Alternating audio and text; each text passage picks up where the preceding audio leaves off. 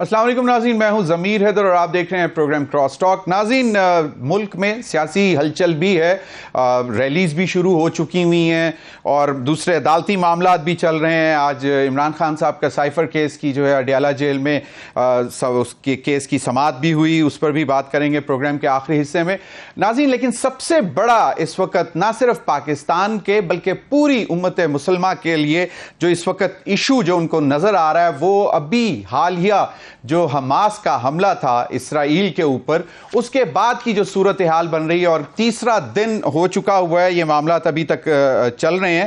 7 اکتوبر کو حماس کے مطابق، حماس کا جو میڈیا سیل ہے اس کے مطابق 7,000 کے قریب راکٹ مار کر حملہ کیا گیا اسرائیل کے اوپر، اور اس حملے کو جو نام دیا گیا، اس کو نام دیا گیا آپریشن جو ہے، اس کو طوفان اقصی کا نام دیا گیا ہے۔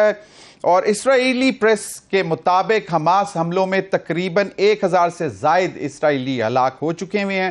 حماس کا کلیم ایک اور بھی ہے کہ انہوں نے بہت سارے لوگوں کو حراست میں بھی لیا ہے، اور یہ اسرائیلی کے جو ہے انہوں نے پھر واپس حملہ کیا ہے فلسطینی کیمپوں پر، اور تقریباً 500 سے زائد فلسطینی جو ہیں کہا جا رہا ہے کہ وہ اپنی جان کی بازی ہار گئے ہیں ان حملوں میں۔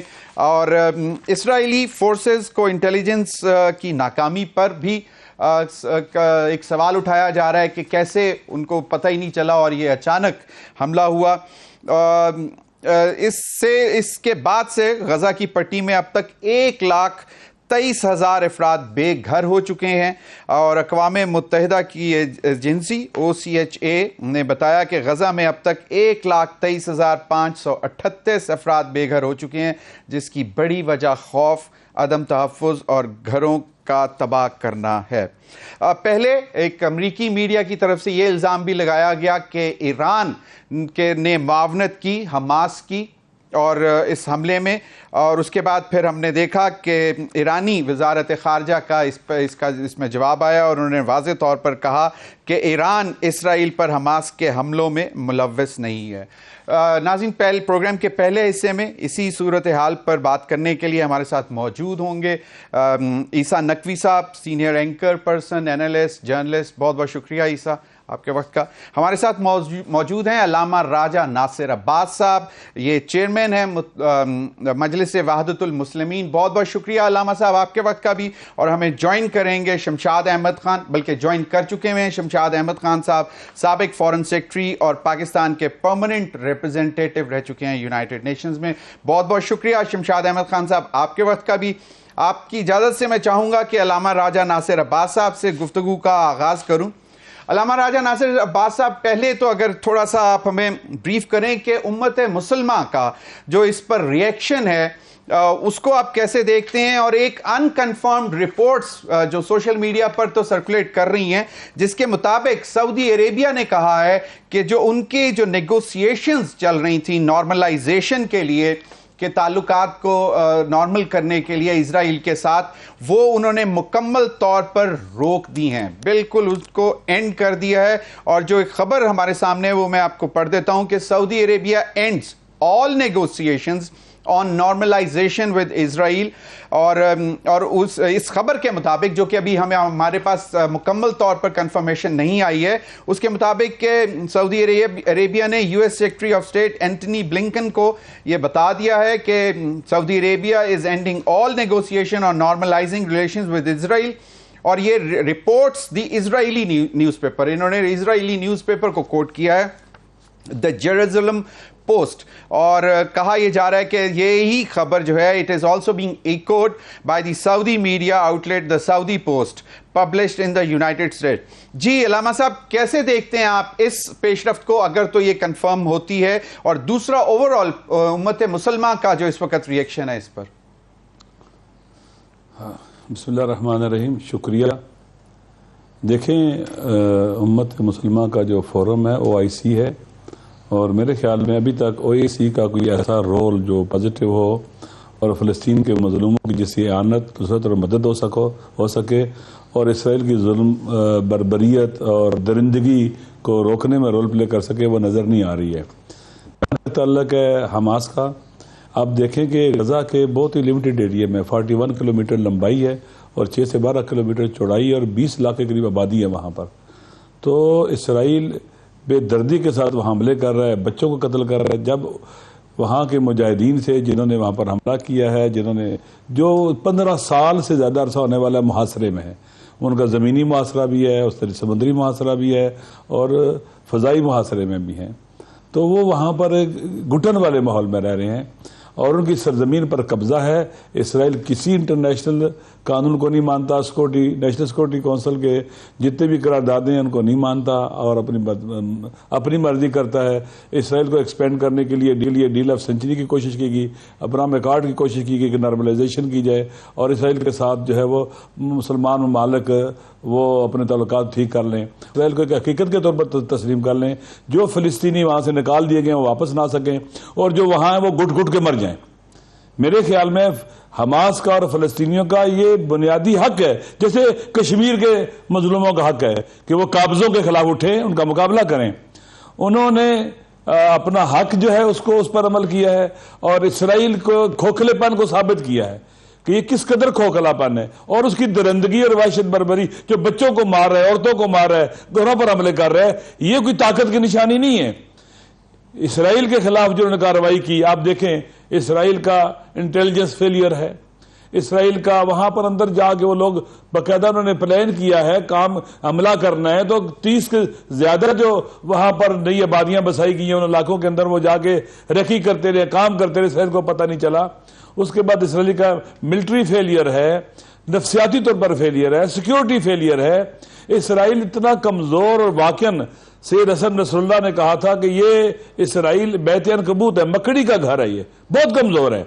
آپ خود دیکھیں کہ یہ اس کی اتنی ہیبت بنائی گئی ہے کہ پتہ نہیں کیا کر دے گا. چند ہزار لوگ, مٹھی بھر لوگ, جن کے پاس ایئر فورس نہیں ہے, جن کے پاس نیوی نہیں ہے, جن کے پاس بڑی ٹینک اور توپیں نہیں ہیں, وہ اٹھتے ہیں ڈرونز کے ذریعے اور اپنے ہاتھوں سے بنائے ہوئے میزائلوں کے ذریعے اسرائیل کا مقابلہ کرتے ہیں, بہادری کے ذریعے اسرائیل کے اندر گھستے ہیں اور اسرائیل کے طاقتور ہونے کا طلسم توڑ دیتے ہیں. اس وقت سب سے بڑا مسئلہ جو ہے وہ اسرائیل کی بربریت ہے. آپ کو معلوم ہونا چاہیے کہ بیچارہ شاید کل ہی کی بات ہے کہ نیشنل سیکورٹی کونسل کا اجلاس ہوا اور بغیر کسی فیصلے کے وہ ختم ہو گیا, کیونکہ وہ اسرائیل کو امریکن مہلت دینا چاہتے ہیں کہ جتنا مار سکتا ہے مارو ان کو, جتنا قتل عام کر سکتا ہے کرو ان کو.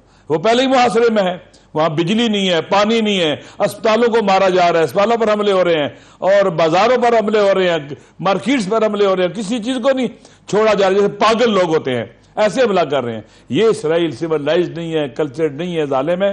لیکن آپ یقین کر لیں کہ یہ لوگ غزہ کی ریزسٹنس کو, ویسٹرن بینک کی ریزسٹنس کو اور لبنان کی ریزسٹنس کو یہ کبھی نہیں ہرا سکتے. شکست اسرائیل کا مقدر ہے, 2006 میں بھی ہارے ہیں اور پھر اس کے بعد غزہ میں جتنے بھی حملے کیے ہیں ان کی ہار کیا ہے کہ یہ غزہ کی ریزسٹنس کو ختم نہیں کر سکے. الحمدللہ آج ریزسٹنس موجود ہے, ابھی تک لڑ رہے ہیں ان کے ساتھ, اسرائیل کے اندر گھس کے لڑ رہے ہیں, لیکن یہ ان کے ساتھ لڑنے میں ناکام ہیں اور بے گناہوں کو مار رہے ہیں. جہاں تک آپ نے سعودی عرب کا کہا ہے, دیکھیں تمام مسلمان ممالک کی ذمہ داری ہے کہ اس ایسا ملک جو واقع انلیگل ہے, انلیجٹیمیٹ ہے, جس کی کوئی حیثیت ہی نہیں ہے, اس کے ساتھ تعلقات بنانا, اس کو تسلیم کر لینا, قبلہ اول پر ان کے تسلط کو تسلیم کر دینا, یہ ننگ ہے, کسی بھی مسلمان ملک کے لیے ننگ ہے. اور لہٰذا اور اگر حکومتیں اپنے مفادات کی خاطر اسرائیل کو تسلیم بھی کر لیتی ہیں, امت مسلمان عوام نہیں مانتے. آپ دیکھ لیں کل اگر مصر نے قبول کر لیا تھا تو مصری عوام نے قبول کیا اسرائیل کو, ریکگنائز کیا نہیں کیا ہے, کہیں بھی ایسے نہیں ہوگا. لہٰذا میرے خیال میں اسرائیل کے بارے میں جو نفرت مصر میں پائی جاتی ہے وہ بہت زیادہ ہے. عوامی جو رائے ہے, عوامی جو منگیں آرزویں ہیں وہ یہ ہیں کہ وہ فلسطین کے مظلوموں کے ساتھ ہے, فلسطین کے مظلوموں کے ساتھ, بالکل صحیح, کو تسلیم کرنے والوں کے ساتھ نہیں ہے. صحیح, بالکل صحیح. پہلے کتنے ہی سالوں سے ہم دیکھتے آئے ہیں جس طرح کے مظالم اسرائیل ڈھاتے رہے ہیں فلسطینیوں پر, اور اس کے اوپر ہیومن رائٹس کی بھی اتنی آواز نہیں آتی تھی. لیکن ہم نے دیکھا کہ 7 تاریخ کے بعد سے انٹرنیشنل اور خاص طور پر جو ویسٹ ہے وہ بہت اس کو پروپیگنڈا کر رہا ہے کہ جی پتہ نہیں کون سے, کہ دیکھیں جی ٹورسٹ اٹھا کے لے گئے, ان کو مار دیا, بچوں کو مار دیا. پہلے جو اسرائیل کرتا رہا اس پہ تو اتنی آواز نہیں آئی تھی. اور جس طرح ابھی کہا کہ سیکیورٹی کونسل کا اجلاس ہوتا ہے, instead of taking a final decision وہ ڈیلے میں ڈال دیتے ہیں کہ جی چلیں ابھی مؤخر کرتے ہیں. آپ اس کو اس پوری پیش رفت کو کیسے دیکھتے ہیں؟ اور پاکستان کا جو جس طرح کے پرائم منسٹر آج بھی ہمارا انٹریکشن تھا, انہوں نے وہی بات کی کہ وہ جو 2 اسٹیٹ جو معاملہ ہے اسی طرح جو ہے فلسطین کا معاملہ چلنا چاہیے, جو انہوں نے کہا کہ 2 ریاستی حل ہی فلسطین اور اسرائیل کا جو ہے وہ تنازع کا واحد حل ہے, اور وہی 1967 کی جو پوزیشن اسٹیٹڈ پوزیشن ہے فلسطین کی اس حوالے سے.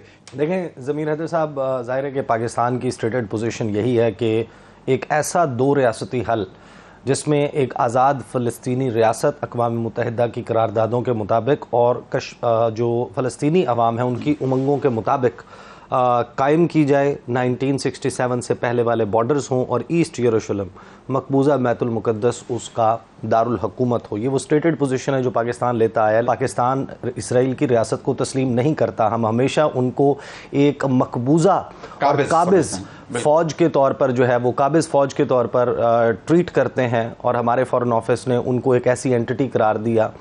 لاس آف لائف جو ہے اس کے اوپر یقیناً ریگریٹ کرنا چاہیے, لیکن سوال یہ ہے کہ جو اس میں نمبرز ہیں وہ نمبرز ہمیں کیا بتاتے ہیں کہ ایک طرف اگر چند درجن مارے جاتے ہیں تو دوسری طرف سینکڑوں مارے جاتے ہیں بے دردی سے, اور کس جگہ پر وہی جو ان کا علاقہ ہے. 100 سال پہلے وہاں پر آبادیاتی تناسب کیا تھا, کس طریقے سے وہاں پر انلیگلی سیٹل کیا گیا, پوری دنیا سے صہیونیوں کو لا کے وہاں پر آباد کاری کی گئی, لوگوں سے ان کے گھر چھین لیے, ان کے مال مویشی چھین لیے, ان کی زمینیں چھین لی, ان کے کاروبار چھین لیے, بے دردی سے ان لوگوں کو مارا گیا. دیکھیں اقوام متحدہ کا جو چارٹر ہے, جن پرنسپلز کے اوپر آج آپ اس دنیا کو چلاتے ہیں, اس میں فریڈم سٹرگل جو ہے وہ ویل ڈیفائنڈ ہے. یہاں پر اس وقت انڈیا سمیت جو ویسٹرن بلاک ہے اس کو ٹیررزم کے طور پر ڈکلیئر کر رہا ہے. دس از ناٹ ٹیررزم. اس میں میں تو حیران ہوں, ایران کو بھی اس پہ اپولوجیٹک ہونے کی ضرورت نہیں ہے اس بات پر کہ ہم اس کے پیچھے نہیں ہیں, کھل کر حمایت کرنی چاہیے. کسی امریکی نیوز پیپر میں یہ چھپا تھا کہ ایران از بیہائنڈ حماس. نہیں, اس کے بعد جو ان کے پرماننٹ ریپرزینٹیٹو ہیں, ان کا مشن ہے, انہوں نے کہا کہ ہم انوالوڈ نہیں ہیں. چلیں نہیں ہیں, لیکن ہونا چاہیے. کیوں نہیں ہونا چاہیے؟ آپ مجھے ایک بات بتائیں کہ ایک ناجائز ریاست کا قیام امریکہ کی مدد سے عمل میں لایا جاتا ہے, ویسٹرن بلاک کی مدد سے عمل میں لایا جاتا ہے, اور اس کو ببانگ دہل اس وقت لائیڈ آسٹن جو امریکی وزیر خارجہ ہیں انہوں نے اعلان کیا ہے کہ ہم اپنا بحری بیڑا بحیرہ روم میں بھیج رہے ہیں, ہم اپنا ایئر کرافٹ کیریئر بھیج رہے ہیں, اس کے اوپر سوفسٹیکیٹڈ لڑاکا جیٹس ان کے موجود ہیں, F-35 سے لے کے دیگر طیارے موجود ہیں, نیول ویسلز بھیج رہے ہیں بحیرہ روم میں. اس غزہ کی پٹی کے لیے دنیا کی شرم سے ڈوب مرنے کا مقام ہے, جو انونسبل ہونے کا دعویٰ کرتے تھے, ناقابل تسخیر ہونے کا دعویٰ کرتے تھے, جو یہ کہتے تھے کہ ہمارے پاس we are the birthplace of the most sophisticated surveillance software in the world, جو پوری دنیا ان سے خریدتی ہے. پیگسس وہ بنانے والے, اور مڈل ایسٹ میں مسلم ممالک میں پوری دنیا میں انٹیلیجنس نیٹ ورک سب سے بڑا ہیومن انٹیلیجنس کا جال بچھانے والی موساد ناکام ہوئی, شباک ناکام ہوئی, اور ان کو کانوں کان خبر نہیں ہوئی کہ یہ کہاں سے نکل کر آئے اس ایک سٹرپ میں جس کے اوپر سینکڑوں ڈرون ہر وقت پرواز کرتے ہیں اسرائیل کے. آنکھیں ان کی لگی ہوتی ہیں اس غزہ کی پٹی پر, اور ایک دن صبح اچانک اٹھے, کیا ہوا, کہاں سے آئے وہ پیراگلائڈرز. یہ فرسٹ ٹائم یہ ٹیکنالوجی اور یہ طریقہ کار جو ہے وہ حماس کے فائٹرز نے یوز کیا ہے. اب یہ سوال تو موساد خود ڈھونڈ رہا ہے کہ ان کی مدد کس نے کی, حزب اللہ نے کی, کیا کتائب سید الشہداء نے کی, کیا ایران نے کی, یا کسی اور نے. اصل بات اور مدعا جو ہے وہ اس میں کوسچن یہ ہے کہ یہاں پر 60 سال سے 6 دہائیوں سے ایک ناجائز کام مسلسل کیا جا رہا ہے. اقوام متحدہ کے پرنسپلز, اقوام متحدہ کی جو قرارداد ہے 3314 وہ اگریشن کو ڈیفائن کرتی ہے. اگر آپ آج اس کی ڈیفینیشن کو پڑھیں, اس کا ایک ایک لفظ چیخ کر کہتا ہے کہ اسرائیل اگریسر ہے, اور اس کے خلاف کی جانے والی مزاحمت نہ تو دہشت گردی ہے, نہ ہی اس کے اوپر کسی کو معذرت خواہانہ رویہ اختیار کرنے کی ضرورت ہے. یہ ان کی جسٹ سٹرگل ہے ان کی فریڈم کے لیے, رائٹ ٹو سیلف ڈٹرمنیشن. اور پاکستان جیسا ملک جس کا اپنا کشمیر کے حوالے سے سملر دیرینہ موقف ہے, ہم تو بالکل اس حوالے سے کوئی اپولوجیٹک پوزیشن نہیں لے سکتے. فور فرنٹ پر آ کر اپنی مکمل حمایت کا اعلان نہتے فلسطینیوں کے لیے, ان کا سفارتی, ان کی سیاسی اور ہر قسم کی حمایت کا اعلان پاکستان کی طرف سے ڈنکے کی چوٹ پہ کیا جانا چاہیے. بالکل صحیح آپ نے فرمایا, اور خاص طور پہ جو بیسز ہے, جو گراؤنڈ ہے, وہ یہ ہے کہ ہم ریکگنائز ہی نہیں کرتے تو ہم اس کو سپورٹ کیسے کر سکتے ہیں, یا اس کے لیے کسی بھی طرح کا سافٹ کارنر کیسے لگتے ہیں؟ شمشاد احمد خان صاحب، سوال یہ بنتا ہے کہ ابھی جس طرح علامہ راجہ ناصر عباس صاحب نے بھی کہا کہ ایک یونانیمس وائس جو ہے وہ OIC یعنی کہ امت مسلمہ کی ایک وائس جو ہے وہ OIC سے آنی چاہیے تھی، ابھی تک وہاں سے تو نہیں آئی، لیکن آپ کا کیا خیال ہے کہ امت مسلمہ اس وقت مکمل طور پر یکجہتی کے ساتھ باقاعدہ فلسطینیوں کے پیچھے کھڑی ہوگی؟ دیکھیں، جہاں تک امت مسلمہ کا تعلق ہے، وہ تو ایک ریک ہوتا ہے نا، ڈھانچہ کسی جہاز کا جو ڈوب چکا ہو، اور وہ ایسا جہاز جس کے کپتان کی غلطیوں کی وجہ سے، غلط فیصلوں کی وجہ سے وہ جہاز پانی کے اندر غرق ہو چکا ہو، تو مسلم امہ کی تو حالت بالکل وہ ہے۔ اور یہ میں بتا دوں کہ اسرائیل کی اتنی ہمت کبھی نہ ہوتی جتنی وہ اب تک گزشتہ 6 یا 7 دہائیوں سے دکھاتا جا رہا ہے، باوجود کہ بڑی ایک ریاست ہے جو اس کو سپورٹ کر رہی ہے۔ اگر مسلم دنیا جو ہے، جو 57 ملک ہیں، دنیا کا 1/4 حصہ ہیں، اگر ہم مسلمان ریاستیں ساری کی ساری متحد ہوتے اور اپنے وسائل کو اچھے طریقے سے استعمال کرتے، دیکھیے مسلم دنیا 57 ممالک ہیں، 57 ممالک ہیں، اور اس مسلم دنیا کے پاس جو انرجی ریسورسز ہیں دنیا کے، وہ تقریباً 70% ہیں دنیا کے، اور جو را مٹیریلز ہیں وہ تقریباً 60% ہیں۔ لیکن اس کے باوجود یہ مسلم امہ کی ہی ایک وہ ہے پرفارمنس کہ ہماری دنیا میں جو GDP ہے اس میں حصہ صرف 5% ہے۔ کیا وجہ ہے؟ وہ اس وجہ سے کہ جن کے پاس دولت ہے، جہاں پر تیل ہوتا ہے یا کوئی را مٹیریلز ہیں، وہ سارے کے سارے انہوں نے مغربی ملکوں کو دے دیے ہوئے ہیں، استعمال وہ کر رہے ہیں۔ یعنی اب یہ چند گلف کی ریاستیں ہیں جنہوں نے اپنے آپ کو بہت ڈیولپ کر لیا ہے مغرب کی طاقتوں کے ساتھ مل کر، لیکن اس ساری ڈیولپمنٹ جو ان گلف کی ریاستوں میں آپ کو نظر آ رہی ہے، اس کا کہیں بھی کوئی ریفلیکشن مسلم دنیا میں کہیں نظر نہیں آ رہا۔ حالانکہ کوئی یہ نہیں ہوتا کہ آپ نے مسلم امہ کو کوئی بھیک دینی ہے، بلکہ یہ وہ پیسہ جو آپ مغرب کو دے رہے ہیں، ان کے بینکوں میں رکھ رہے ہیں، اگر وہ مسلمان ملکوں کے بینکوں میں رکھیں تو وہ ذات خود ایک بڑی انکریجمنٹ ہو سکتی ہے، اس سے مسلم دنیا کا نقشہ بدل سکتا ہے۔ لیکن خیر یہ باتیں کرنے کا وقت نہیں ہے۔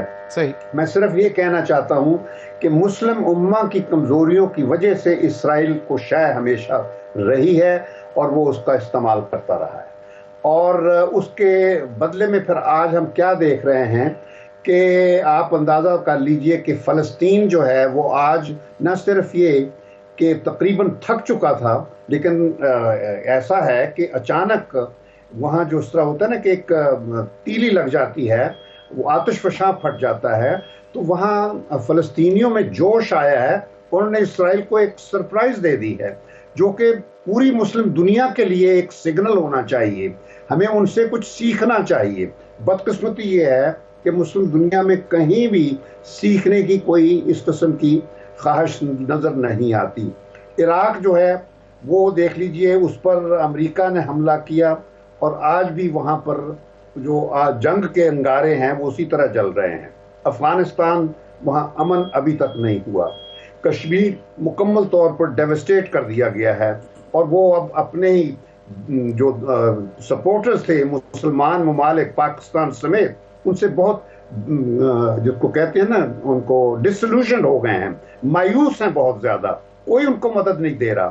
لبنان جو ہے وہ بذات خود ایک شعلوں کا انبار ہے۔ پاکستان جو ہے وہ ہمیشہ کی طرح آج بھی ایک لیڈرشپ کرائسس میں ہے، اور ایک ایسی صورتحال سے ہے جو شاید ہماری تاریخ میں پہلے کبھی نہیں تھی۔ اور باقی ایران پر ہمیشہ پریشر رہا ہے اور اس کو باقاعدہ نوٹس پہ رکھا گیا ہے۔ لیکن میں ایک چیز کہنا چاہتا ہوں کہ موجودہ صورتحال میں ایک پوٹینشل ایسا ہے، مجھے لگتا ہے کہ ہمیشہ مجھے یہ تھا، لوگ کہتے تھے کہ جی گلف میں جنگ ہو جائے گی، یہ ہو جائے گا، ایران پہ حملہ ہوگا۔ میں کہتا تھا کبھی ایران پہ حملہ نہیں ہوگا، لیکن اب جو سچویشن آج ہو رہی ہے وہاں مجھے لگتا یہ ہے کہ یہ جو گلف کا علاقہ ہے یہاں کچھ جو چنگاریاں ہیں وہ ادھر آتی نظر آ رہی ہیں، اور اس کا ظاہر ہے نتیجہ یہ ہوگا کہ دنیا کے جو تیل کے سپلائی لائنز ہیں وہ متاثر ہوگی اور اس سے پھر ساری دنیا پر اثر پڑے گا۔ خیر یہ چیزیں تو ہم صرف یعنی اسیسمنٹ ہی کر سکتے ہیں، اندازے لگا سکتے ہیں، اسپیکولیشنز کر سکتے ہیں، لیکن جہاں تک مسلم دنیا کا تعلق ہے اس سے کوئی بھی ایسی امید نہیں رکھنی چاہیے کہ مسلم دنیا کھڑی ہوگی۔ اور نتیجہ اس کا آپ نے دیکھ لیا ہے گزشتہ چند دہائیوں میں، سالوں میں، کہ فلسطین کے حالات دیکھ لیجئے جو آج ہیں، کشمیر کے حالات دیکھ لیجئے، بوسنیا دیکھ لیجئے، چیچنیا دیکھ لیجئے، عراق، افغانستان اور پاکستان، میں یہ ساری مثالیں بار بار دیکھ رہا ہوں۔ تو اسی وجہ سے ہمیں چاہیے ایک حل ایک ہی نظر آتا ہے۔ میں بڑے عرصے سے اکثر جو مسلم دنیا کے فارن منسٹرز یا میرے کاؤنٹر پارٹس ہوتے تھے میں ان کو کہا کرتا تھا کہ ہماری بہت سخت ضرورت ہے کہ نیٹو کی طرح کا ایک مسلم الائنس۔ سو ویری رائٹ جی، بالکل آپ صحیح پوائنٹ آؤٹ کر رہے ہیں۔ This is high time that the Muslim world should unite and speak for the Palestinians. اور ہم ہمیشہ جب بھی جہاں پہ بھی کشمیر کا ذکر کرتے ہیں وہاں پہ ہم فلسطینی بھائیوں اور بہنوں کا بھی ذکر کرتے ہیں۔ ناظرین وقت ہوا ایک بریک کا، بریک کے بعد آئیں گے تو اس پر مزید گفتگو کریں گے۔ اسٹے ود اس۔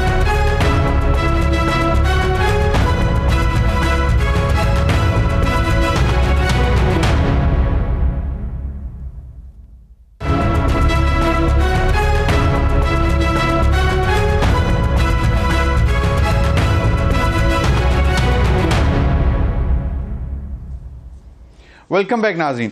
راجہ ناصر عباس صاحب، علامہ راجہ ناصر عباس صاحب، معاملات یقیناً بہت ہی گمبھیر ہیں اور اسلامی ممالک کے پاس چوائسز بھی بڑی لمیٹڈ ہیں۔ عراق پر جس طرح ابھی شمشاد صاحب نے ذکر کیا کہ حملہ ہوا اور جی نیوکلیئر بامز ہیں اور ابھی تک وہاں سے کچھ نہیں نکلا۔ پھر جو ہم نے اپنے پڑوسی ملک افغانستان میں جو حالات دیکھے وہ بھی ایک ہمارے لیے سہانے روح بن گئے، وہ بھی ایک ہمارے سامنے چیزیں ہیں۔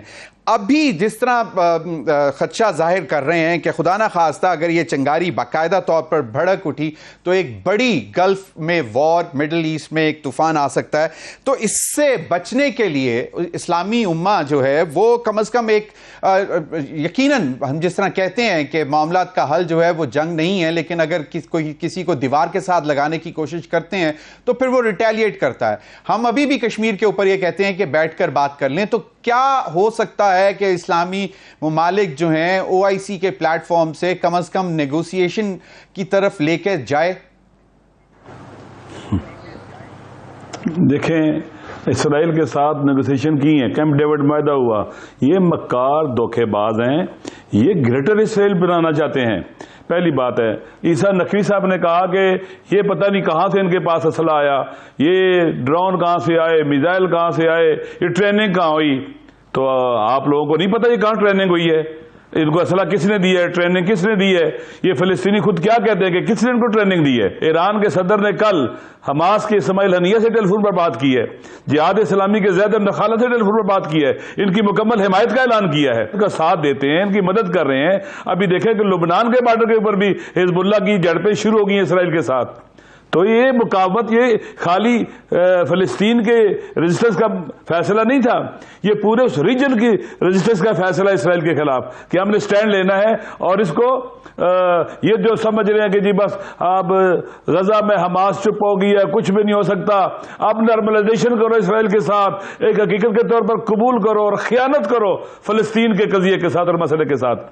لہٰذا یہ چیزیں آپ پڑھیں، چونکہ مجھے توفیق ملتی ہے، فرسٹ ہینڈ انفارمیشن رہتی ہے میرے پاس۔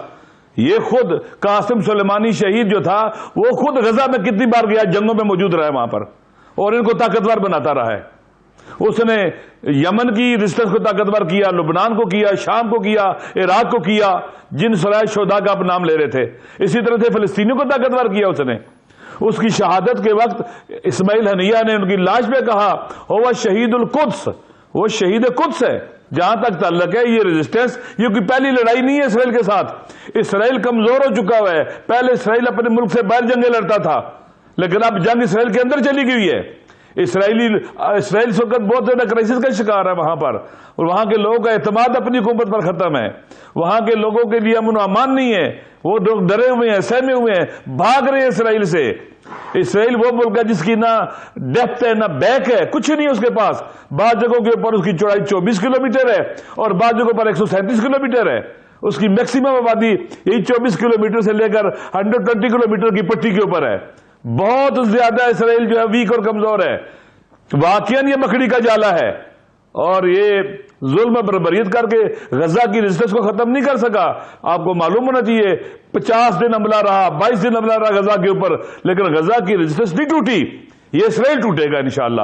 لہٰذا مقاومت کرنے والوں نے بتلا دیا جیسے بتلا رہے تھے کہ بھائی اسرائیل کے ساتھ لڑا جا سکتا ہے، اسرائیل کو شکست دی جا سکتی ہے، لیکن اگر آپ اپنے اوپر ایمان رکھتے ہیں، خدا پر ایمان اور توکل رکھتے ہیں اور شہادت پر یقین رکھتے ہیں۔ صحیح، بالکل صحیح، بالکل صحیح راجہ ناصر عباس صاحب، بالکل صحیح فرمایا آپ نے کہ ایک اتنا چھوٹا سا جو ہے لیکن اس کو ایک ہوا بنانے والی سپر پاور ہے، اس کو باقاعدہ طور پر ایک جن بنا کر دکھانے کی کوشش کی جاتی ہے کہ اس کے پاس اتنے سپر پاور ہے افغانستان سے بھاگی ہے، تو وہ بھی جگہ جگہ شکست کھائی اس نے، 7,000 ارب ڈالر اس نے خرچ کیا ہے ویسٹرن ایشیا کے اندر، شکست کھائی اس نے، اس کی کوئی وہ کاغذی شیر ہے سپر پاور، کوئی اس کی حیثیت نہیں ہے، وہ زمانہ گزر گیا جب چلے بالکل صحیح، آپ نے بالکل صحیح چاہیے، بالکل صحیح فرمایا شمشاد احمد خان صاحب، آج امریکہ بھی بہت کمزور ہو چکا ہوا ہے۔ جی بالکل صحیح، لیکن اب دیکھنا یہ ہے نا کہ وہ ڈپلومیٹک باقاعدہ جو سالڈ سٹینس ان کا جو آئے گا وہ کدھر ہوتا ہے، اور اس کے بعد کتنے اسلامی ممالک جو ہیں وہ اس کو if they would be ready to buy that or not۔ Shamshad Ahmad Khan صاحب، میں چاہوں گا کہ آپ اس پر ذرا کمنٹ کریں فلسطین کے مظلوم OIC پر اعتماد کر کے نہیں لڑ رہے، وہاں پر وہ اپنے اوپر اعتماد کر کے اپنے اللہ پر توکل کر کے لڑ رہے ہیں۔ صحیح، اگر ان کی امیدیں بالکل آپ نے صحیح فرمایا، آپ کا پوائنٹ آ گیا، آپ کا پوائنٹ آ گیا، جی صحیح راجہ صاحب، بالکل پوائنٹ آ گیا۔ شمشاد احمد خان صاحب، جس طرح ابھی راجہ ناصر عباس صاحب نے بھی فرمایا کہ اتنا کوئی بینک نہیں کرنا چاہیے، لیکن اگر آپ نے جس طرح بات کی کہ ابھی ہمیں سبق سیکھ لینا چاہیے کہ اسرائیل جو ہے اگر اس کو باقاعدہ کوئی جن بنا کر دکھا بھی رہا ہے تو وہ کوئی اتنی بڑی شے ہے نہیں، اور دس ہیز پروون کہ جو جس طرح ابھی جو 7 اکتوبر کے جو واقعات ہوئے اور جو اب تک چل رہے ہیں، لیکن اب ایک بڑا سٹرونگ ریئیکشن آ رہا ہے۔ آفٹر آل جو بھی ہے ایک باقاعدہ بہت بڑی ملٹری پاور تو نہیں نظر آ رہی ہمیں فلسطینیوں کے پاس، تو آپ آنے والے دنوں میں کس طرح دیکھ رہے ہیں کہ ہاؤ دس کین بی مطلب اس چیز سے نپٹا کیسے جائے گا؟ روایت ہے ہمارے ہاں یونائٹڈ نیشنز کی، اس سے اب تک ہمیں یہ احساس ہو جانا چاہیے کہ United Nations is no longer the final arbiter on solving the global issues.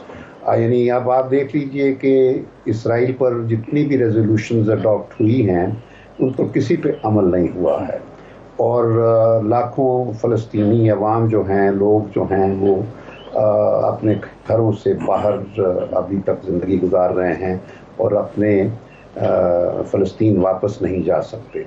تو اس سلسلے میں کئی ریزولوشنز اڈاپٹ ہو چکے ہیں یونائٹڈ نیشنز میں، اور ابھی تک کوئی عمل نہیں ہوا، اور ان کے مطابق یہی ہے کہ اسرائیل کو ودرا کرنا پڑے گا 1967 کے بارڈرز تک، جو انہوں نے مقبوضہ علاقے ہیں سب خالی کر کے، تو فلسطینی جو ہیں ایک ریاست ہے وہ وجود میں آنی چاہیے، اور جس کا دارالخلافہ بھی القدس ہوگا، تو تب امن آئے گا، مستقل امن جو ہے۔ اور اس کے لیے کوئی یہ نہیں کہ کوئی پلان کی ضرورت ہے، یہ سب خاکے، سب ریزولوشنز یونائٹڈ نیشنز نے اڈاپٹ کیے ہوئے ہیں، یونائٹڈ نیشنز کی جنرل اسمبلی نے، یونائٹڈ نیشنز کی سلامتی کونسل نے، اور ہم پاکستان ایک چونکہ لیڈنگ مسلم ملک ہے، تو ہم نے ہمیشہ فلسطینی کاز کی سپورٹ کی ہے، اور ہم نے ہمیشہ یہی کہا ہے کہ یونائٹڈ نیشنز کی سب ریزولوشنز جو ہیں ان پر عمل ہونا چاہیے، اور جو 2 ریاستوں کی بات ہوتی ہے یہ اس عرب پیس پلان کا بھی حصہ ہے جو کہ 2002 میں جو بیروت انیشیٹو کہلاتا ہے، جو کراؤن پرنس عبداللہ نے ایک باقاعدہ پیس پلان بنایا تھا جس کے مطابق اسرائیلی ودرال ہونی تھی from all Arab territories occupied since 1967 اور ان اجازت ہو تاکہ پیلسٹینینز اپنے واپس آ سکیں refugees to Israel in return for recognition of Israel اور نارمل ریلیشن. یعنی مقصد یہ ہے کہ سارے خاکے پلانز موجود ہیں لیکن ان پر عمل اس وقت ہوگا جب اقوام متحدہ کی بڑی طاقتیں مجبور کریں گی اسرائیل کو. بدقسمتی یہی ہے کہ امریکہ نے شے دے رکھی ہے بالکل اسی طرح جس طرح امریکہ نے انڈیا کو شے دے رکھی ہے کشمیر پر، اسی طرح امریکہ نے اسرائیل کو شے دے رکھی ہے فلسطین پر. اور بلکہ امریکہ نے اس کے زمانے میں میرا خیال ہے ٹرمپ کے زمانے میں تھا یا کس کے زمانے میں کہ خود کو اسرائیل کا دارالخلافہ تسلیم کر لیا جیروسلم کو. تو یہ باتیں امریکہ کی جو شے ہے اس کی وجہ سے اب تک امبولڈن ہوتا گیا ہے. اور اب جو فلسطینیوں نے جو ایک حوصلہ دکھایا ہے اس نے نہ صرف یہ کہ دنیا کو حیران کر دیا ہے بلکہ مسلم دنیا کو بھی ایک طرح سے سگنل دیا ہے کہ تم لوگ اسی کام کے نہیں ہو. اور بدقسمتی یہ ہے کہ وہ ممالک جو بہت امیر ہیں جو اس عمارت کے باوجود انہوں نے فلسطینیوں کو مدد نہیں کی بلکہ فلسطینیوں کے خلاف جو اسرائیل ہے اس کے ساتھ پینگے بڑھا کر اسرائیل کو حوصلہ دے دیا ہے جس کی وجہ سے ہم آج کی سچویشن سے دو چار ہیں. صحیح. تو مقصد میرا کہنے کا یہی ہے کہ اب وقت آ گیا ہے کہ کم از کم 5-6 ممالک جو ہیں اسلامی دنیا کے بڑے، اس میں نام لوں گا ایران ہے، پاکستان ہے، ترکی ہے، سعودی عرب ہے، ملیشیا ہے، انڈونیشیا ہے، ایجپٹ ہے. 7 ممالک ہیں اور ان ممالک کو اکٹھے ہو کر، اور چونکہ پاکستان اور ترکی اور ملیشیا انڈونیشیا سائنس اور ٹیکنالوجی کے حوالے سے بہت آگے ہیں، تو ہم ایک ایسا فریم ورک بنائیں اپنا مسلم دنیا کے لیے. کوئی دنیا ایگریشن کی بات نہیں ہے، ایک حفاظتی الائنس ہونا چاہیے جس کا مقصد ہو دنیا میں امن کو مضبوط کرنا. اور امن کو مضبوط کرنے کے لیے یہی ہے کہ بیلنس آف پاور ضروری ہے اس کے لیے. بالکل صحیح فرمایا شمشاد صاحب کہ ٹھیک ہے آپ بات بھی کرنا چاہتے ہیں لیکن ایک بیلنس آف پاور مینٹین کرنے کے لیے آپ کو ان بڑے ممالک کو جو ہے کچھ نہ کچھ لائے عمل بنانا پڑے گا، especially Pakistan being a only nuclear country. Very right. Isa Naqvi, پہلے ایک تو چیز جس طرح راجہ ناصر عباس صاحب نے بھی، علامہ صاحب نے توجہ دلائی کہ ٹریننگ، ایمونیشن اور جو بھی ہے وہ ایران کی بیک اور سپورٹ ہے، لیکن it's not a military might. Military might اس وقت جو ہے جس طرح پاور بھی ہے، جو سپر پاور ہے وہ بھی اس اسرائیل کے پیچھے کھڑی ہوئی. کتنے دن تک کس طرح، جس طرح آپ نے بتایا کہ بحری بیڑا بھی موو کر رہا ہے، جو ایئر کرافٹ کیریئر بھی موو کر رہا ہے، سو ہاؤ ڈو یو سی کہ کس طرح چیزیں مینیج کرے گا؟ ضمیر صاحب، یہ جو ڈائنامکس ہیں نا یہ بڑے مختلف ہوتے ہیں. جو میدان جنگ پر آڈز پلے آؤٹ کرتے ہیں ان کو آپ صرف ملٹری مائٹ سے جج نہیں کر سکتے. اسرائیل کے پاس بلا شبہ جو ریسورسز موجود ہیں اس کا عشر اشیر بھی نہیں ہے جو اس وقت حماس کے پاس ریسورسز ہوں گے. کچھ ٹنلز میں کچھ راکٹس چھپائے ہوئے ہیں، کچھ جنگجو موجود ہیں، وہ لوگ یہ سب کچھ کیری آؤٹ کرتے ہیں. دیکھیں میدان جنگ میں دیکھے جاتے ہیں اہداف. جو ٹارگٹ ہے جو حماس نے اچیو کیا ہے وہ بہت فینومینل ہے. اس نے متھ توڑی ہے اسرائیل کی، اس نے اسرائیلی انٹیلیجنس اور فورسز کا پول کھولا ہے. اس نے جو مسلمان ممالک نارملائزیشن کی طرف جا رہے تھے اور اپنے لیے کنسیشنز لے رہے تھے امریکہ سے اور اسرائیل سے، ان کو آئینہ دکھایا ہے. وہ نیتن یاہو جو آج سے 2 ہفتے پہلے بڑے جاہو جلال کے ساتھ، بڑے کر و فر کے ساتھ اقوام متحدہ جنرل اسمبلی اجلاس میں ایک پلے کارڈ لے کر کھڑا تھا اور اس نے لکیر لگائی انڈیا سے لے کے یورپ تک، اور اس نے کہا کہ میں نیا مڈل ایسٹ بنا رہا ہوں جس کے سینٹر میں اسرائیل موجود ہے اور نارملائز کر رہا ہوں ریلیشن شپ. اس نے، حماس نے پورے مسلمان دنیا کو پیغام دیا ہے کہ اسرائیل اور فلسطین کا مسئلہ اس کے لیے سب سے اہم یہاں کی ریزسٹنس اور یہاں کے لوگوں کی امنگیں ہیں. جہاں تک بات رہ گئی پاور کی، تو میں آپ کو ایک بات بتاؤں ضمیر صاحب، اس وقت جو بارگیننگ چپ حماس کے پاس آ چکی ہے. آپ کا کیا خیال ہے کہ بلا وجہ آپ جا کر اس وقت دیکھیں امریکی صدر پاگل ہوا ہے, اس کا ٹویٹر دیکھیں, امریکی وزیر خارجہ ایک کے بعد ایک مسلمان ممالک کے وزرائے خارجہ سے کیوں رابطہ کر رہا ہے. میں آپ کو بتاؤں 130 بندہ اسلامک جہاد کے پاس 30, حماس کے پاس 100 اسرائیلی کیپٹیو اس وقت موجود ہے, اور وہ کہاں پر ہے اسرائیل کو نہیں علم. اور ابھی راجہ صاحب سے آپ پوچھئے گا, وہ آپ کو بتائیں گے سمیر کنتار کون تھا.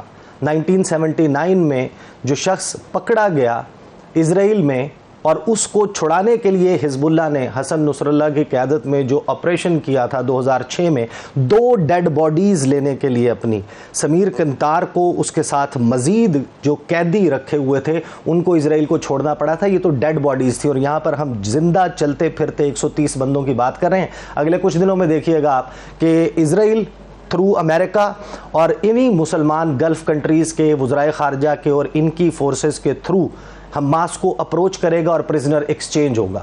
یہ جو بمبارڈمنٹ کر کے وہ اپنی فیس سیونگ کر رہا ہے, یہ صرف فیس سیونگ کر رہا ہے. اس کو بھی معلوم ہے کہ میں بمبارڈمنٹ اس حد تک نہیں لے کر جاؤں گا جہاں پر میرا اپنا شہری مارا جائے.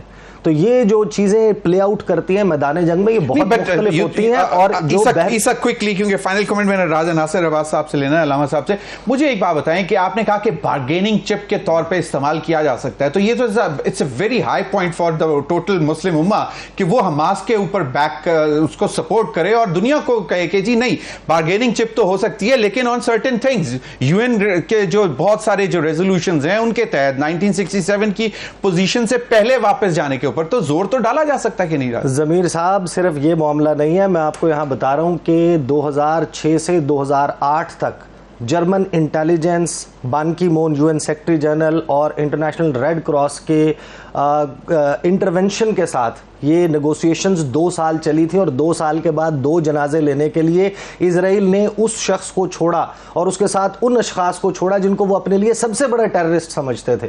اور یہاں پر ہم 130 بندوں کی بات کریں جس میں انکنفرمڈ رپورٹس یہ ہیں کہ ایک میجر جنرل رینک کا بندہ ہے. My point is کہ where the Muslim Ummah can play its role کہ like you know اس کی بارگیننگ چپ کو سٹرونگ کرنے کے لیے. ضمیر صاحب میری بات سنیں, یہ جو مسلم امہ والی بات ہے یہ مہربانی کریں آپ بار اس کو کر رہے ہیں.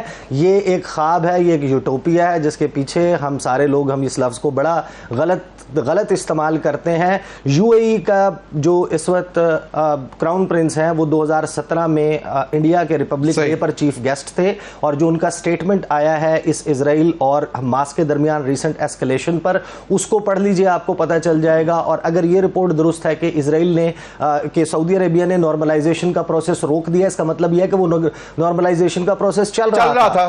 بحرین کا کیا واقعہ ہے, ان سب کو دیکھیں. اس وقت بات یہ ہے کہ چند 100 افراد نے یا چند ہزار افراد نے دنیا کی اس طاقت کی مت توڑ دی ہے جو انونسیبل ہونے کی, ناقابل تسخیر ہونے کا دعویٰ کرتے ہیں. بالکل ایک شیلڈ بنائی ہوئی تھی انہوں نے جس طرح. بالکل راجہ ناصر عباس صاحب, یور فائنل کمنٹ سر. دیکھیے مجھے بہت سی باتوں کی آواز کی سمجھ نہیں آ رہی تھی, لیکن میں ایک بات کہنا چاہتا ہوں کہ آپ فلسطینیوں سے پوچھیں وہ کیا چاہتے ہیں. وہ سارا فلسطین چاہتے ہیں. وہ اس وقت جو لڑنے والے, جہاد کرنے والے, اسرائیل کی طاقت کو توڑنے والے, کھوکھلے پن کو ظاہر کرنے والے, وہ 2 حکومتی کو نہیں مانتے. وہ 2 حکومتوں کو وہ کہتے ہیں بحر سے نہر تک یہ سارے کا سارا فلسطین ہے, چاہے وہ یہاں کے اصل یہودی ہیں, عیسائی ہیں یا مسلمان ہیں, یہ یہاں ریفرینڈم کے ذریعے اور حکومت قائم کریں. اور دوسری بات ہے اسرائیل کبھی قابل اعتماد نہیں ہے. جو اسرائیل کے ساتھ بات چیت کرنے کی کوشش کرتے ہیں اسرائیل قابل اعتماد ہی نہیں ہے. کبھی وہ گریٹر اسرائیل بنانا تو چاہتا ہے لیکن ڈیل آف سینچری کرتا ہے, ناکام ہوتا ہے. ابھی ابراہیم اکارڈ کے تحت چاہتا ہے کہ نارملائزیشن کرے. اسرائیل دھوکے باز ہے, مکار ہے, ظالم ہے, اس کے اپنے اہداف اور مقاصد ہیں, اور عالمی استکباری قوتوں کی وہ فرنٹ لائن ہے. لہذا اس طوطے میں ان کی جان ہے, اس کو ہر حال میں باقی رکھنا چاہتے ہیں. آپ خود دیکھیے کہ 20 منٹ میں 5000 راکٹ انہوں نے فائر کیے غزہ سے. ساتھ وہ کہتے انہوں نے کہا کہ آپ اگر محمد الزیف جو قسام برگیڈ کا ہیڈ ہے اس کا بیان پڑھ لیں اور اسماعیل ہنیہ کی تقریر سن لیں. وہ کہتے ہیں ہمارے 7000 قیدی ہیں اس وقت اسرائیل کے اندر, ہم یہ واپس چاہتے ہیں, ہمیں سارے ملیں. یہ واپس لیں گے وہ. اور یہ صحیح کہا عیسیٰ نقوی صاحب نے, 2 لاشوں کے بدلے میں انہوں نے کتنے قیدی چھوڑے تھے لبنانیوں کے. تو اتنے جو بڑے بڑے قیدی جن میں جنرل بھی ہیں, بریگیڈیئر بھی ہیں, کرنل بھی ہیں اور دوسرے لوگ بھی ہیں, امریکن قیدی بھی ان کے پاس, چونکہ اسرائیل کے اندر ڈیول نیشنل بھی ہیں لوگ. بہت ایک اسٹرانگ پوائنٹ موجود ہے. اللہ کرے کہ حماس جو ہے کامیاب ہو جائے. ہماری ہمدردیاں یقیناً فلسطینی بہن بھائیوں کے ساتھ ہیں. ناظرین ابھی وقت ہوا ایک بریک کا, بریک کے بعد حاضر ہوں گے تو ہمارے ساتھ ہوں گے حافظ احسان احمد صاحب, لیگل ایکسپرٹ ہیں, اور جو معاملہ آج سائفر کیس کا ہوا اڈیالہ جیل میں اس پر بات کریں گے. آپ جو میرے ساتھ موجود تھے ان تینوں حضرات کا بہت بہت شکریہ. بریک کے بعد حاضر ہوتے ہیں.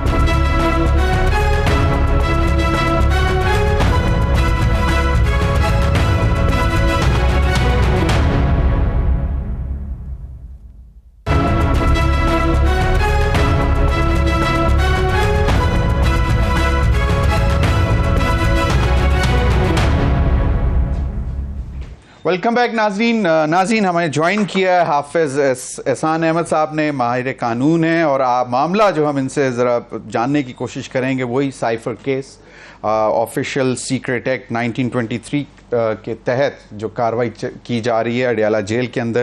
وہاں پہ جب چیئرمین پی ٹی آئی صاحب کو پیش کیا گیا تو وہاں کے حالات بھی کچھ انہوں نے ایکسپلین کیے, اور پہلی دفعہ کہا یہ جا رہا ہے کہ وہ ذرا پریشان نظر آئے کیونکہ جن حالات میں ان کو رکھا جا رہا ہے وہ شاید تکلیف دہ ہیں. اور 17 اکتوبر کو جو ہے وہ تاریخ دی ہے کہ باقاعدہ طور پر شاہ محمود قریشی اور عمران خان صاحب کے اوپر فرد جرم کی جائے گی. حافظ احسان احمد صاحب آپ کے وقت کا بہت بہت شکریہ. حافظ احسان احمد صاحب کیا معاملات کیا ہیں, کتنا سنگین کیس ہے؟ بسم اللہ الرحمن الرحیم.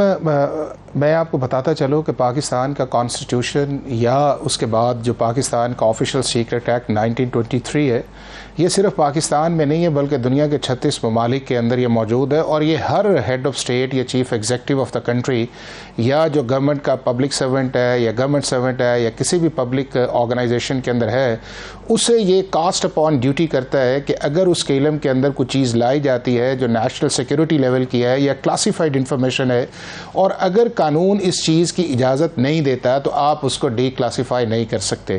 اب اس کے اندر کانسٹیٹیوشن کے اندر بھی اوتھ ہے پرائم منسٹر آف پاکستان کا جو بڑا واضح ہے, پریزیڈنٹ آف پاکستان کا بھی اوتھ اس کے اندر ہے کہ اگر میرے علم کے اندر کوئی چیز لائی جاتی ہے اور وہ ایسی انفارمیشن ہے کہ جو قانون مجھے اجازت نہیں دیتا کہ میں اس کو ڈسکلوز کروں یا ڈسکلوجر کروں ٹو دی ان اتھورائز جو ہے, تو وہ ایک اوتھ کی وائلیشن ہے. اور اسی طرح آفیشیل سیکرٹ ایکٹ جو ہے اس کے اندر سیکشن 5 اور 9 آتا ہے. اب اس کے اندر 2 چیزیں بڑی واضح ہیں. اس کے اندر جو انٹینشن ہے اس کا ہونا اتنا امپورٹنٹ نہیں ہے آفیشیل سیکرٹ ایکٹ کے اندر. اس کے اندر ڈسکلوجر کا ہونا اور ان اتھورائزڈ ایکسس کا ہونا یا ان اتھورائزڈ پرسنس تک پہنچانا اس چیز کے ہے. اب اگر ان سارے کانٹیکسٹ کے اندر دیکھا جائے تو 3 چیزیں بڑی امپورٹنٹ ہے. ایک تو یہ ہے کہ جو سائفر پاکستان کے ڈپلومیٹک اسد مجید صاحب نے بھیجا تھا وہ ایک کلاسیفائڈ انفارمیشن تھی, وہ ایک کوڈیفائڈ تھا, اور اس کو لیک کرنے کا یا اس کو شیئر کرنے کا پاکستان کے کسی بھی ادارے کو یا ہیڈ آف اسٹیٹ کو اختیار نہیں تھا, یہ چیف ایگزیکٹو کو. دوسرا اس کے بعد جو امپورٹنٹ چیز اس کے اندر آئی ہے وہ یہ آئی ہے کہ آپ کے پرنسپل سیکرٹری نے جو اس دور کے پرائم منسٹر کے تھے ان کی 2 اسٹیٹمنٹس آئی ہیں. ایک آئی ہے سیکشن 161 کی اور ایک آئی ہے سیکشن 164 کی ریڈ ود سیکشن 364 CRPC. اس کے اندر 3 چیزیں بڑی واضح آئی ہیں. ایک انہوں نے یہ کہا ہے کہ سائفر جو آیا تھا یعنی کہ جو بھی ٹرانسکرپٹ آیا تھا وہ اپنے پرائم منسٹر صاحب کو دیا اور انہوں نے ہمیں واپس نہیں کیا. دوسرا آپ کو سامنے ایک آڈیو آئے گی کہ جس کے اندر یہ کہا گیا تھا کہ ہمیں اس چیز کو پلے اپ کرنا چاہیے. اور تیسری چیز اس کے اندر جو امپورٹنٹ ہے وہ یہ ہے کہ 27 کی ایک پبلک میٹنگ ہے جس کے اندر فارمر پرائم منسٹر نے اپنی جیب سے نکال کے لہرا کے انہیں یہ کہا, اور اس کے بعد جو کنٹینٹس پہ بھی بات آئی تو آپ نے دیکھا کہ 9 اگست 2023 کو انٹرسپٹ ایک جو ویب ہے انہوں نے اس کو ریلیز بھی کیا کہ یہ کنٹینٹس تھے. اگر ان سارے کانٹینٹس کے اندر دیکھا جائے تو سیکرٹری انٹیریئر نے ایک کمپلینٹ کی, اس کمپلین کے بعد ایک انکوائری ہوئی ہے, اس انکوائری کے اندر ایک فائنڈنگ آئی ہے, اور اس فائنڈنگ کے بعد جو چیزیں آئی ہیں وہ آپ کا جو اسپیشل کورٹ ہے اس کے پاس چلا گیا. آج اس کے اندر ڈسٹریبیوشن آف کاپیز تھی یعنی کہ چلان کی کاپی تھی جو 265C ہے. اس کے بعد انڈائٹمنٹ ہے, یہ چارج شیٹ ہے, اور اس کے بعد پروسیکیوشن اپنی ایویڈنس لے کے آئے گی. امپورٹنٹ اس چیز کے اندر یہ آئے گا کہ پرائم منسٹر جو فارمر ہے وہ اس کے اندر ڈیفنس کس چیز کا لیتے ہیں. اگر تو وہ یہ کہتے ہیں کہ مجھے سیکشن 5 یا سیکشن 9 کی ایگزمپشن حاصل ہے تو بالکل کوئی کیس نہیں ہے, لیکن اگر یہ کہا جائے کہ سیکشن 5 اور 9 کے ہوتے ہوئے جو ہے اور یہ سارے جو سیریس آف ایونٹس ہیں جو 7 سے لے کے 27 تک ہیں اور پروسیکیوشن اس چیز کو ثابت کر سکتی ہے اور پرائم منسٹر فارمر ایویزو ڈیفنس اس کے اندر دیتے ہیں یا ان کے ساتھ جو فارن منسٹر ان کے ہیں تو ان کے لیے اس کے اندر سیریس جو ہے وہ چیلنجز آئیں گے. 3 سے 14 سال سزا کا ہے اس کے اندر. جو سیکشن 9 سے 5 دونوں جو سیکشنز ہیں اس کے اندر 2 سے 14 سال ہے اور وہ ڈیپینڈ کرے گا اس چیز کے اندر ہے کہ اگر پروسیکیوشن جو ہے وہ اپنی چیزیں انٹینٹ یا ولفل کے اندر جتنی چیز کو آگے پروسیکیوشن لیتی جائے گی اتنی اس کے اندر سزا جو ہے وہ بڑھتی جائے گی. اور اگر صرف اس کے اندر ڈسکلوجر ان اتھورائز تک آیا اور وہ پرائم منسٹر نے اس کے اندر کوئی ایکسکیوز لیا تو ویزا ورس آئے گا. لیکن اگر جنرلی دیکھا جائے تو میں یہ سمجھتا ہوں کہ پاکستان کی پولیٹیکل ہسٹری یا کانسٹیٹیوشنل ہسٹری کے اندر کسی بھی ہیڈ آف اسٹیٹ کو بڑا رسپانسبل ہونا چاہیے. اگر اللہ نے اسے موقع دیا یا اختیار دیا ہے تو وہ اپنے اس اوتھ کا یا ڈکلیریشن آفیشل سیکرٹ ایکٹ کا اس کا جو ہے اسے پاسداری کرنی چاہیے. نہیں تو آپ نے یہ دیکھا ہے کہ اس کے بڑے سیریس کانسیکوینسز ہوتے ہیں انٹرنیشنلی اور خاص طور پہ جب آپ کی انٹرنیشنل ریلیشنز اس سے متاثر ہو رہے ہیں. دونوں ہے نا کہ اس کے اندر ڈپلومیٹک ریلیشنز بھی اور آپ کا جو فارن آفس کا ٹرسٹ تھا وہ بھی اس کے اندر شیک ہوتا ہے. لیکن ایک تو چیز کہ آڈیو کے اوپر بہت ساری ججمنٹس ہیں ویراسٹی آف دی آڈیو کے مطلب کیوں ریکارڈ کس کی پرمیشن سے جس کی گئی اس کی پرمیشن تھی. دیر سو مینی کوسچنز جو کہ سپریم کورٹ یا اسلام آباد ہائی کورٹ یا مختلف کورٹس کے آ چکے ہیں. ایک تو یہ کہ وہ کتنا اہم ہے جس پہ آپ نے ذکر بھی کیا کہ آڈیو رپورٹ ہے. پھر اعظم خان کا 161 کا اور 164 کا بیان بھی ہمارے سامنے ہے. ایک correct me if I am wrong there was a statement by Samoon کہ مجھے نہیں معلوم وہ کہاں گیا. نہیں دیکھیں چیز یہ ہے نا اس کے بعد دیکھیں ضمیر بھائی اس کے اندر 2 چیزیں ہیں. اس کے اندر سائفر کا جانا یا نہ جانا یہ ایک اس کے اندر ہے نہیں ایک اس کا. لیکن دوسرا اس کے اندر اس کا ڈسکلوجر کرنا اناتھورائز کرنا اور اس کے کنٹینٹس کو جو ہے اس پبلک کے اندر لے کے جانا اور اس کے بعد ایک نیریٹو بنانا. اب جس کی طرف آپ نے اشارہ کیا ہے جو آڈیو ویڈیو والا معاملہ ہے وہ اس وقت آتا ہے کہ اگر اس کو جس کی بنائی گئی ہے وہ اس کو ڈینائی کرتا ہے کہ جی میری یہ نہیں اور پھر آپ فورینزک اور ایک پروسیس کے اندر جاتے ہیں. لیکن اس کیس کے اندر جو سچویشن آئی ہے وہ یہ آئی ہے کہ جو اس آڈیو کا حصہ تھا اس نے بذات خود 2 اسٹیٹمنٹس دی ہیں. ایک 161 کی دی ہے اور ایک 164 کی ہے. اور 164 کی ہے وہ میجسٹریٹ کے سامنے ہوتی ہے, وہ والنٹیرلی ہوتی ہے, کوسچنز آنسر اس کے اندر ہوتے ہیں اور اس کے اندر اس کے سائن ہوتے ہیں اور اس میجسٹریٹ کے بھی اس کے اندر سگنیچرز ہوتے ہیں. اگر ان سارے کانٹیکسٹ کو دیکھا جائے ریپیٹڈلی ان سے کہا جاتا ہے کہ انڈر ڈیورس تو نہیں آپ دے رہے. میں یہ کہتا ہوں کہ جو آپ کی پولیس کے اندر آپ کی اسٹیٹمنٹ ہوتی ہے اس کی جو ایویڈنٹری ویلیو ہے وہ اس کی پلازیبل نہیں ہوتی. لیکن اگر آپ میجسٹریٹ کے سامنے جاتے ہیں تو اس کا مطلب یہ ہے کہ آپ اپروور ہیں. اور اگر اس کے اندر کوئی پرابلم بھی آئے تو پھر جو میجسٹریٹ ہے وہ بھی آ کے وٹنس دیتا ہے کہ میں نے جب اس کو اسٹیٹمنٹ لی تھی تو میں نے اس کے اوپر نہ کوئی ڈیورس ہوتے دیکھا ہے نہ اس کے اندر چیزیں کیا 3 دفعہ اور اس کے اوپر سائن اور پھر کراس. اب اس کے اندر امپورٹنٹ جائے گا وہ یہ آئے گا کہ فارمر پرائم منسٹر اس سارے پروسیس کے اندر یا جو ہمارے فارمر پرائم منسٹر ہیں کہ ان کا کراس ایگزامینیشن کس لیول کا ہے یا ان کی جو 342 کی اسٹیٹمنٹ ہے وہ کس حد تک کہتے ہیں کہ جو سیکشن 5 ہے یا سیکشن 9 ہے مجھے اس کے اندر ایکسکلوژن ہے.